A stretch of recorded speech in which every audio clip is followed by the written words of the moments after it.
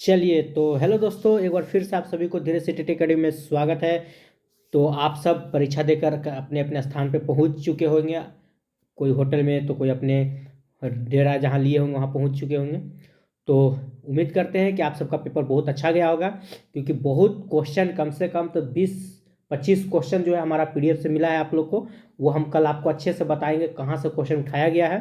फिलहाल हम चलते हैं, आज आपको आंसर मिला दिया जाता है हिस्ट्री और ज्योग्राफी का।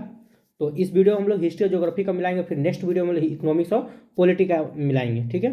चलिए, और 1857 की क्रांति का जो विद्रोह जो कल परसों हमने डाला था, उससे भी एक दो क्वेश्चन आपको लड़ा है, सीधे आप देख सकते हैं। अगर आप उस वीडियो को देखे होंगे 1857 का क्रांति, तो वहाँ से भी एक क्वेश्चन पूछ लिया गया है, ठीक है। चलिए, तो सारा चीज़ हम बताएंगे कहाँ से मेरे वीडियो से आपको मतलब फ़ायदा हुआ है।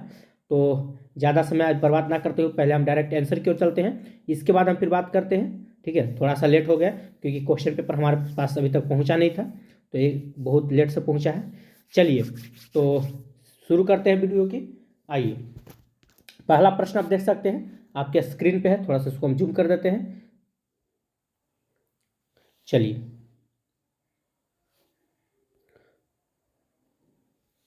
तो पहला प्रश्न क्या है कि 1826 में सर्वप्रथम हड़प्पा के संबंध में किसने उल्लेख किया था, ठीक है। तो किसने उल्लेख किया था, तो इसका राइट आंसर क्या हो जाएगा आपका, तो याद रखिए इसका राइट आंसर हो जाएगा चार्ल्स मेसन ने उल्लेख किया था। चलिए, नेक्स्ट क्वेश्चन की ओर चलते हैं, क्वेश्चन नंबर 2 की ओर। थोड़ा सा हम फास्ट चलेंगे, ठीक है। आइए, किस हड़प्पा स्थल से लकड़ी के कूड़ेदकर नाली बनाने का साक्ष्य मिला है, ठीक है। तो कहाँ से मिला है, तो कालीबंगन से मिला है, इसका आपका राइट आंसर हो जाएगा ऑप्शन नंबर बी। चलिए, क्वेश्चन नंबर 3 की ओर चलते हैं। 3 में क्या है कि किस मौर्य शासक को, ठीक है, सेंड्रोकोटस के रूप में संबोधित किया गया था, तो किसको किया गया था, तो इसका राइट आंसर हो जाएगा आपका चंद्रगुप्त मौर्य को किया गया था। चलिए, क्वेश्चन नंबर 4 की ओर चलते हैं। चलिए, तो 4 में क्या है कि अपने शासन के किस वर्ष, ठीक है, अशोक ने बोध गया की यात्रा किया था। तो अपने शासन के दौरान अशोक ने, ठीक है, 10वें, याद रखिएगा कौन से वर्ष में, तो 10वें में किया था। चलिए, क्वेश्चन नंबर 5 की ओर चलते हैं। 5 में क्या है कि किस अभिलेख में, ठीक है, अशोक त्रिरत्न में विश्वास प्रकट करता है, ठीक है। तो किस अभिलेख में विश्वास प्रकट करता था, तो इसका राइट आंसर क्या हो जाएगा 5 का, तो 5 का आपका राइट आंसर हो जाएगा ऑप्शन नंबर आपका ए, ब्राभू, ठीक है। चलिए, क्वेश्चन नंबर 6 की ओर चलते हैं। तो 6 में क्या है कि मौर्य काल में वर्ता क्या था, ठीक है। तो मौर्य काल में वर्ता क्या था, तो इसका राइट आंसर क्या आ जाएगा, तो याद रखिएगा इसका राइट आंसर हो जाएगा उपयुक्त में से एक से अधिक, ठीक है। ऑप्शन नंबर आपका डी हो जाएगा। चलिए, क्वेश्चन नंबर 7 की ओर चलते हैं। 7 में क्या है, अगर वीडियो आपको अच्छा लग रहा होगा तो वीडियो को लाइक कीजिएगा, चैनल को सब्सक्राइब कीजिएगा, और इससे ज़्यादा ज़्यादा इस वीडियो को शेयर कीजिएगा। आइए, क्वेश्चन नंबर 7 की ओर चलते हैं। 7 में क्या है, चलिए, कि मौर्य काल में रूपा जीवा क्या था, ठीक है। तो क्या था, तो 7 का राइट आंसर क्या आ जाएगा, देखिए इसका जो था ये आपको वैश्य आपको कहा जाता था, ठीक है। तो इसमें ऑप्शन आपका नहीं दिया, तो इसका राइट आंसर हो जाएगा उपयुक्त में से कोई नहीं। चलिए, क्वेश्चन नंबर 8 को चलते हैं। 8 में क्या है कि कौटिल्य कितने प्रकार के दासों का उल्लेख करता है, ठीक है। तो कौटिल्य जो था वो कितने प्रकार के दासों का उल्लेख करता है, तो 8 का राइट आंसर क्या हो जाएगा, तो 8 का आपका राइट आंसर हो जाएगा ऑप्शन नंबर सी, 9, ठीक है। चलिए, क्वेश्चन नंबर 10 की ओर चलते हैं। 10, सॉरी, क्वेश्चन नंबर 9 की ओर चलते हैं। 9 में क्या है कि मौर्य प्रशासन में संग्रहण किस क्षेत्र से संबंधित था। तो मौर्य प्रशासन में संग्रहण जो था वो किस क्षेत्र से संबंधित था, तो इसका राइट आंसर हो जाएगा आपका भू राजस्व का। चलिए, क्वेश्चन नंबर 10 की ओर चलते हैं। 10 में क्या है कि किस चरण को, ठीक है, पूर्ण जागरण काल कहा गया है। तो किस चरण को पूर्ण जागरण काल कहा गया, तो याद रखिएगा ये जो है 14वीं से लेकर 17वीं सदी को कहा गया है, ठीक है। 14वीं से लेकर 17वीं सदी को शताब्दी को मतलब पूर्ण जागरण का काल कहा गया। तो इसमें आपका ऑप्शन नहीं दिया हुआ है, इसका राइट आंसर हो जाएगा ऑप्शन नंबर आपको उपयुक्त में से कोई नहीं, ठीक है। कहीं कहीं आपको लग रहा होगा कि 12 से 14, ठीक है, तो इसमें डाउट होगा इसको भी देख लिया जाएगा एक बार फिर से। आइए, क्वेश्चन नंबर 11 की ओर चलते हैं। 11 में क्या है कि पूर्ण जागरण काल का माइकल एंजेलो, ठीक है, कौन था, तो माइकल एंजेलो कौन था, तो ये आपका चित्रकार था, इसका राइट आंसर हो जाएगा ऑप्शन नंबर आपका सी, ठीक है। चलिए, क्वेश्चन नंबर 12 की चलते हैं। 12 में क्या है, 12 में है कि हर्ष का प्रधान सचिव कौन था, ठीक है। तो हर्ष का प्रधान सचिव कौन था, इसका राइट आंसर हो जाएगा आपका भंडी, ठीक है। ऑप्शन नंबर बी आपका राइट आंसर है। चलिए, क्वेश्चन नंबर 13 की चलते हैं। 13 में क्या है कि अगर वीडियो आपको अच्छा लग रहा होगा तो वीडियो को लाइक कीजिएगा, अगर अभी तक आप हम चैनल को सब्सक्राइब नहीं किए तो चैनल को सब्सक्राइब कर लीजिएगा। चलिए, क्वेश्चन नंबर 13 की चलते हैं। तो 13 में क्या है कि भास्कर वर्मन ने, ठीक है, थोड़ा सा नीचे कर देते हैं, चलिए, किससे राजदूत बनाकर हर्षवर्धन के पास भेजा, ठीक है, तो किसे हर्षवर्धन के पास भेजा था? भास्कर वर्मन ने। तो याद रखिए इसका राइट आंसर हो जाएगा ऑप्शन नंबर सी, हंसबेग को भेजा था, ठीक है। चलिए क्वेश्चन नंबर 14 की ओर चलते हैं। 14 में क्या है, आइए, हर्ष के काल में कौन सा अधिकारी, ठीक है, जाट एवं भाट का कहलाता था, ठीक है, एक मिनट रुक जाइएगा। चलिए, तो कौन सा अधिकारी कहलाता था? तो इसका राइट आंसर हो जाएगा ऑप्शन नंबर आपका बी, ठीक है, सैन्य अधिकारी कहलाता था। चलिए क्वेश्चन नंबर 15 क्यों चलते हैं। 15 में क्या है, चलिए, कि किस चोल शासक ने सर्वप्रथम संपूर्ण द्रविड़ प्रदेशों को विजित किया, यानी जीता था? तो 15 का राइट आंसर क्या हो जाएगा? इसका आपका राइट आंसर हो जाएगा, चलिए दोस्तों, ये क्वेश्चन को थोड़ा गोल कर देते हैं, इसको बाद में देख लिया जाएगा, ठीक है। चलिए क्वेश्चन नंबर 16 की ओर चलते हैं। 16 में क्या है, आइए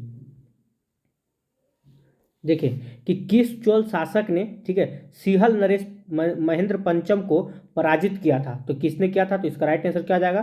तो राजराज प्रथम ने किया था, ऑप्शन नंबर आपका सी करेक्ट आंसर हो जाएगा। चलिए क्वेश्चन नंबर 17 क्यों चलते हैं। 17 में क्या है, कि फ्लाइंग शटल का आविष्कार किसने किया था? अगर आप हमारा पीडीएफ लिए हैं तो ये क्वेश्चन आपको वहाँ से ही उठाया गया है। ऐसे बहुत सा प्रश्न जो हमारा डायरेक्ट पीडीएफ से उठाया गया है वो हम आपको कल अच्छा से एनालिसिस करने के बाद आपको बता दिया जाएगा, ठीक है।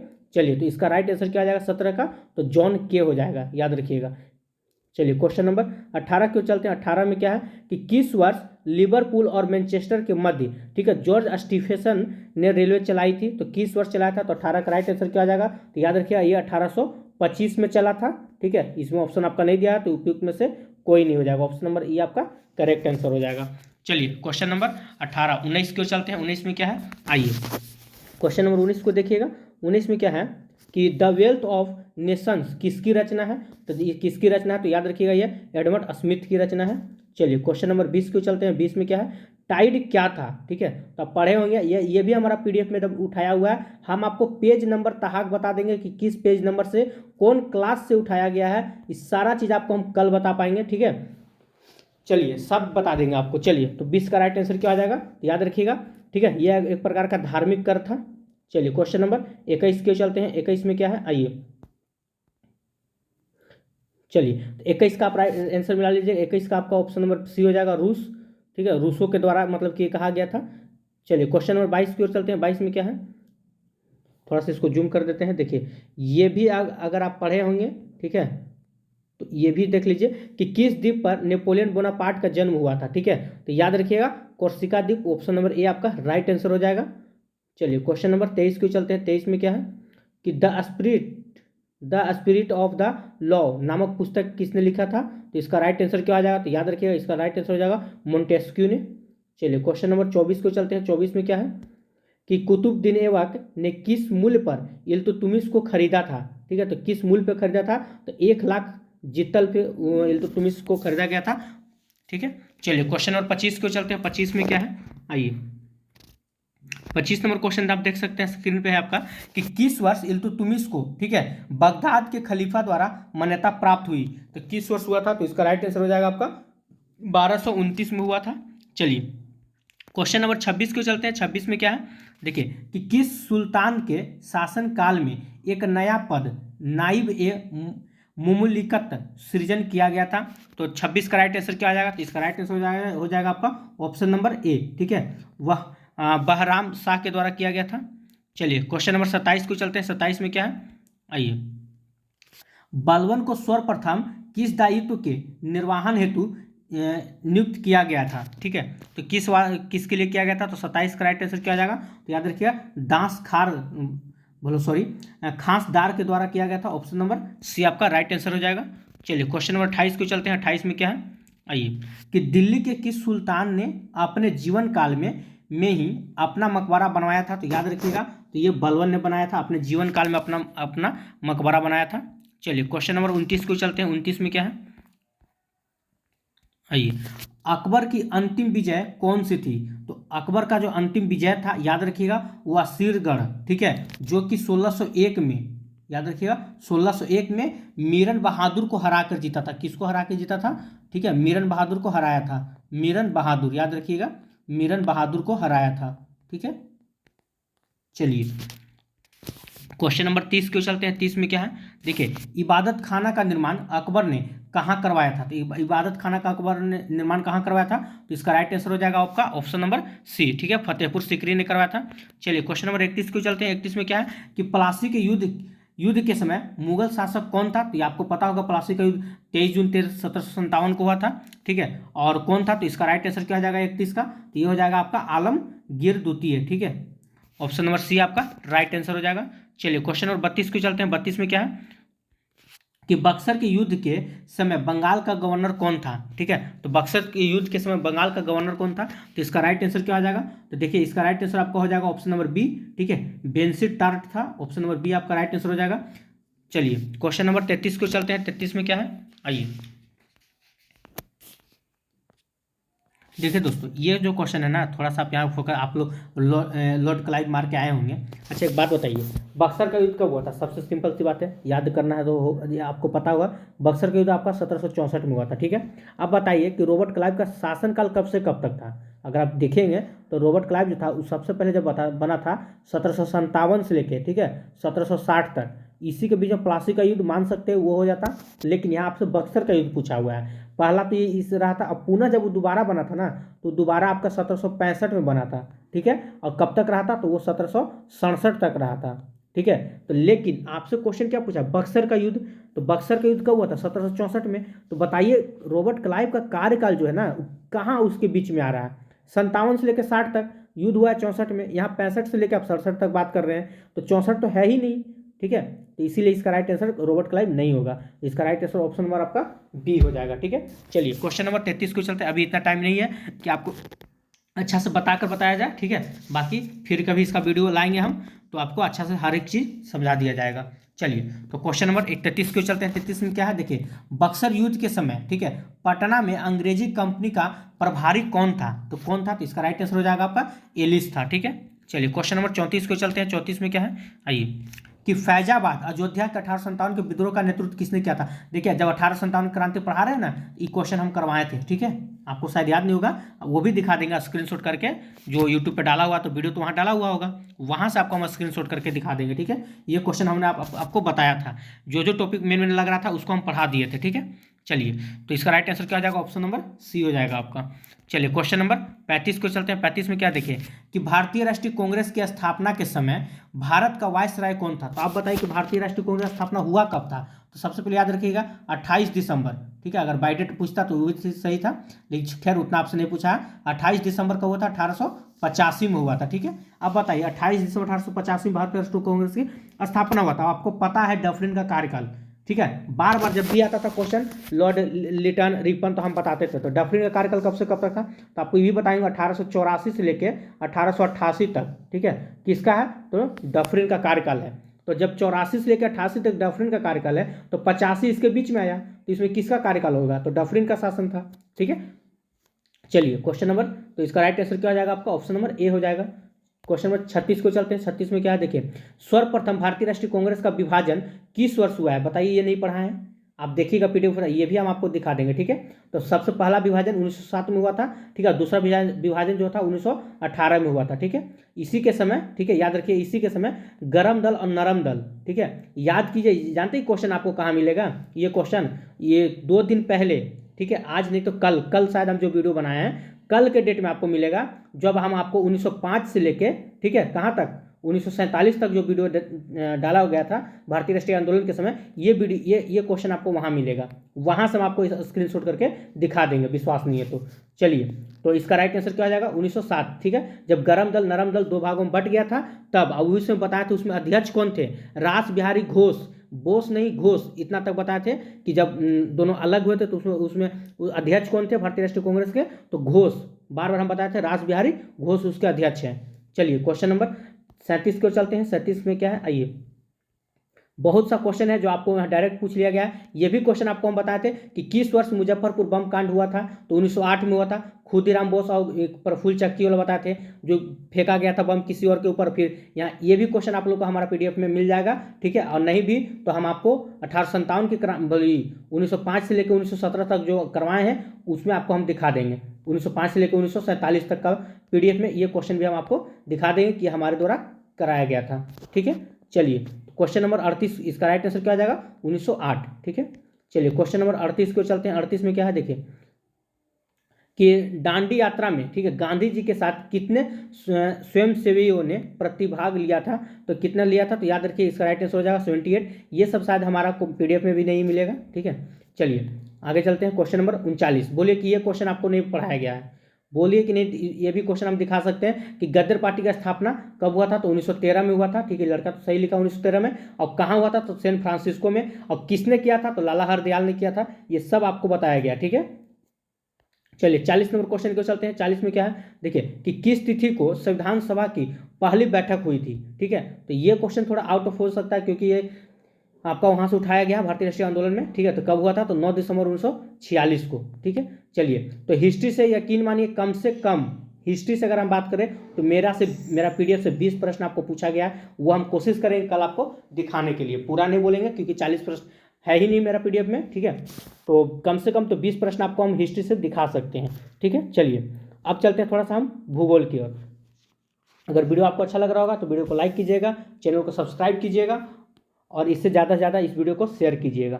चलिए ये पहला क्वेश्चन ही आपको हमारा ज्योग्राफी में, अगर आप हमारा पीडीएफ लिए होंगे तो ज्योग्राफी में ये क्वेश्चन भी आपको सामने दिखेगा, वो भी हम कल दिखाने की कोशिश करेंगे आप लोग को। चलिए तो फिलहाल क्या है, अंतर्राष्ट्रीय पृथ्वी सम्मेलन किस वर्ष आयोजित हुआ था? ठीक है, तो किस वर्ष हुआ था? तो 1992 में हुआ था। चलिए क्वेश्चन नंबर 2 क्यों चलते हैं। 2 में क्या है आइए, तो स्मॉल इज ब्यूटीफुल पुस्तक के लेखक कौन थे? तो ये किसके द्वारा लिखा गया था? तो याद रखिएगा 2 का राइट आंसर क्या हो जाएगा? तो सुमाकर के द्वारा लिखा गया। तो ऑप्शन नंबर बी आपका करेक्ट आंसर है। चलिए क्वेश्चन नंबर 3 क्यों चलते हैं। 3 में क्या है देखिए कि सीमा सड़क संगठन, बोलिए कि ये क्वेश्चन नहीं है हमारा पीडीएफ में, ये भी क्वेश्चन है, हम आपको पूरा का पूरा दिखा सकते हैं। ठीक है, ये पीडीएफ में हमारा क्वेश्चन मिल जाएगा, टेंशन नहीं लेना, कल सब दिखाएंगे। तो कब हुआ था? तो इसका राइट आंसर क्या हो जाएगा? ऑप्शन नंबर ए हो जाएगा आपका 1960 में। चलिए क्वेश्चन नंबर 4 की चलते हैं। 4 में क्या है आइए, यह भी क्वेश्चन आपको सामने दिखेगा। ठीक है, चैप्टर शुरू करने से पहले ये क्वेश्चन नहीं दिखा तो मेरा नाम नहीं। ठीक है, ये क्वेश्चन आपको हम सामने दिखाएंगे। राष्ट्रीय वन जीव संरक्षण अधिनियम किस वर्ष लागू हुआ था? तो 1972 में लागू हुआ था। नेक्स्ट क्वेश्चन को चलते हैं, क्वेश्चन नंबर 5। 5 में क्या है आइए कि छोटा नागपुर क्षेत्र के मुंडा और संथाल किस पेड़ की पूजा करते थे? ठीक है, तो किस पेड़ की पूजा करते थे? तो महुआ के पेड़ का पूजा करते थे। चलिए नेक्स्ट क्वेश्चन को चलते हैं। क्वेश्चन नंबर 6 में क्या है कि भारत का कितना प्रतिशत क्षेत्रफल पठार से आच्छादित है? ठीक है, तो कितना प्रतिशत है? तो याद रखिए इसका राइट आंसर देखिए, इसमें थोड़ा फॉल्ट है, ऐसे तो होना चाहिए था आपका 27, लेकिन पॉइंट की अगर बात कर देगा तो फिर ये आपका गलत हो जाएगा। पॉइंट याद रखिए 27.7%। ठीक है, कहीं कहीं आपको 27.7% देखने को मिलेगा, तो इसका राइट आंसर क्या हो जाएगा? फिर उपयुक्त में से कोई नहीं। ठीक है, तो इसको भी आप गोल कर लीजिएगा, इसके ऊपर हम अच्छे से कल बता दिया जाएगा। चलिए क्वेश्चन नंबर 7 को चलते हैं। 7 में क्या है कि भारत का कुल भौगोलिक क्षेत्रफल कितना है? ठीक है, याद कीजिए ज्योग्राफी का जब हम क्लास लिए थे आप लोग को तो उसमें साफ साफ आप लोग को बताया गया था। ठीक है, ज्योग्राफी क्लास में इसको बताया गया था इस क्वेश्चन को। तो 7 का राइट आंसर क्या आ जाएगा? तो याद रखिए 3.28 मिलियन वर्ग किलोमीटर। ठीक है, ऑप्शन नंबर बी आपका राइट आंसर है। चलिए क्वेश्चन नंबर 8 के चलते हैं। 8 में क्या है आइए,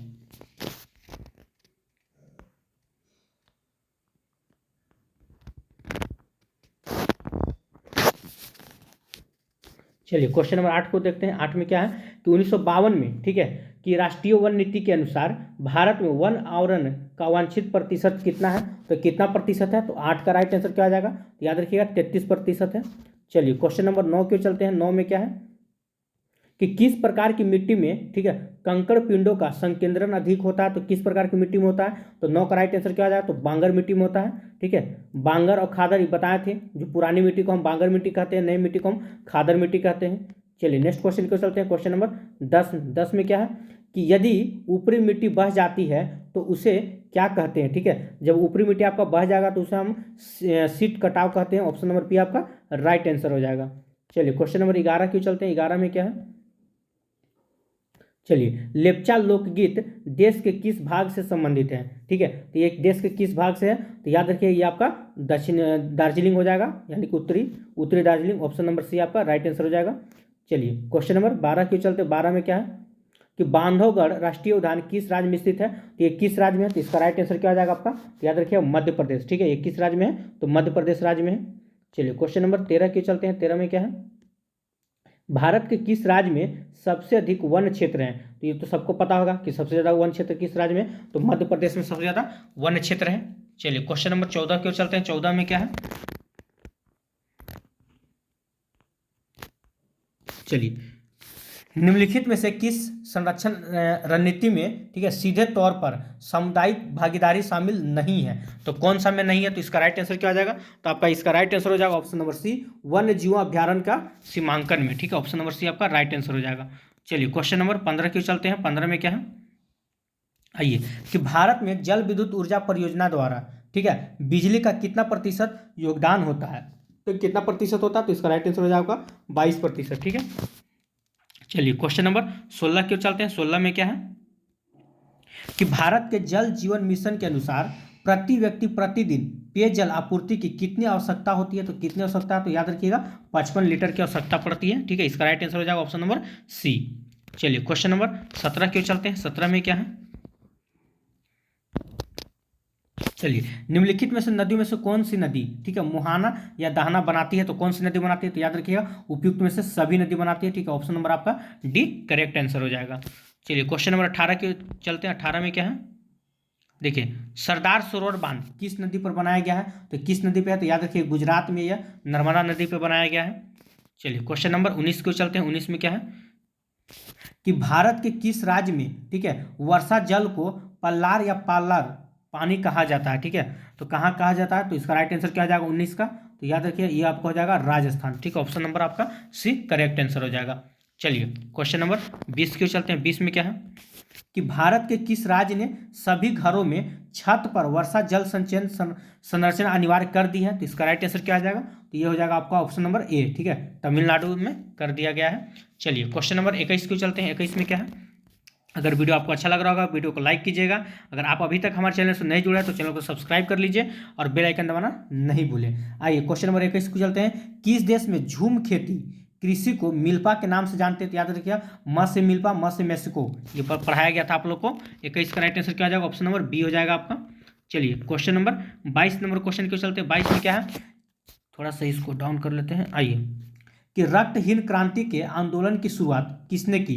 ठीक है, तो रक्तहीन क्रांति के आंदोलन की शुरुआत याद रखिएगा 1951 में, ठीक है, किसने किया था? विनोबा भावे ने किया था। ऑप्शन नंबर बी आपका राइट आंसर हो जाएगा। चलिए क्वेश्चन नंबर 23 को चलते हैं। 23 में क्या है, कि गन्ना उत्पादन में भारत विश्व का किस स्थान पे है? तो याद रखिए गन्ना उत्पादन में भारत जो विश्व का दूसरे स्थान पे है, ठीक है। पहला स्थान किसका है? तो विश्व में अगर हम बात करें तो ब्राजील का, ठीक है, पहला स्थान पे कौन है? तो ब्राजील है। चलिए क्वेश्चन नंबर 24 को चलते हैं। 24 में क्या है, आइए, कि वर्ष 2019-20 में भारत के किस राज्य ने मूंगफली का सबसे अधिक उत्पादन किया था? तो मूंगफली का सबसे अधिक उत्पादन कौन सा राज्य करता है? तो याद रखिएगा गुजरात, ठीक है, ऑप्शन नंबर सी आपका राइट आंसर हो जाएगा। चलिए क्वेश्चन नंबर 25 को चलते हैं। 25 में क्या है, कि मैग्नेटाइट अयस्क में लोहे की सांद्रता कितने प्रतिशत होती है? तो कितने प्रतिशत होती है? तो इसका राइट आंसर क्या आ जाएगा 25 का? तो याद रखिएगा 70% होती है।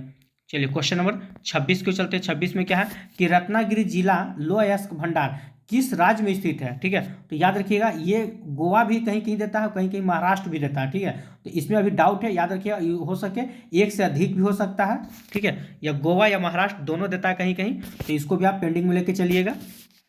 चलिए क्वेश्चन नंबर 27 को चलते हैं। 27 में क्या है, ठीक है, आइए क्वेश्चन 27 को चलते हैं। 27 में क्या है, कि अंकलेश्वर तेल क्षेत्र किस राज्य में स्थित है? तो किस राज्य में स्थित है? तो याद रखिएगा ये आपका गुजरात में स्थित है।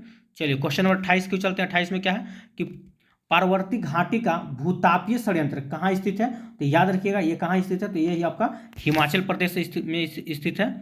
चलिए क्वेश्चन नंबर 29 को चलते हैं। 29 में क्या है, अधात्विक खनिज कौन सा है? ठीक है, धात्विक अधात्विक खनिज कौन सा है? तो 29 का राइट आंसर क्या हो जाएगा? तो अभ्रक। अभ्रक क्या है आपका? अधात्विक में आता है। चलिए क्वेश्चन नंबर 30 को चलते हैं। 30 में क्या है, तो भेल, ठीक है, तो इसका राइट आंसर क्या आ जाएगा 30 का? तो याद रखिएगा यह एक प्रकार का स्वर्जनिक है। चलिए क्वेश्चन नंबर 31 को चलते हैं। ये भी क्वेश्चन आपको हम अपना पीडीएफ में दिखा देंगे, ठीक है, बकाइए नहीं, ये भी क्वेश्चन हमारा पीडीएफ में लिखा हुआ है। चलिए क्वेश्चन नंबर 31 को चलते हैं। 31 में क्या है, कि भारत में पहली सफल कपड़ा मिल किस वर्ष स्थापित किया गया? ये भी आपको हमारा पीडीएफ मिल जाएगा, 1854 में किया गया था। चलिए क्वेश्चन नंबर 32 को चलते हैं। 32 में क्या है, कि भद्रावती लोह एवं इस्पात संयंत्र कहाँ स्थित है? तो 32 का राइट आंसर क्या आ जाएगा? तो याद रखिए कर्नाटक में स्थित है।